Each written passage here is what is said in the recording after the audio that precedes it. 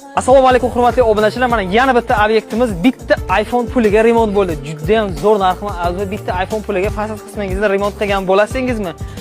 Usta akalarimiz azza mana shu fasad qismini 585 dollarga usta haqi, mahsulot, hamma narsasi ichida bitkazib berishibdi. Remont qilish ham vaqti arzon bo'lib ketdi. Remont qilaman degan akalarga bu videoni tashlab qo'ysalaringiz bo'ladi. Bitta ko'rishlaringiz mumkin. Fasonga azosa 3D rombik fasonda bo'lgan. Juda ham chiroyli chiqqan. Naq 10 yillik garantiyasi bor ekan. Tepa va pastlarga romiklargacha qilib berganlar, eshik deraza girdini o'zidan chiroyli qilib chiqarib beribdilar. Darvozalar girdigan baho berasizlar, azosa versalchalargacha qilib berganlar. Fasad kattaligini ko'rishlaringiz mumkin.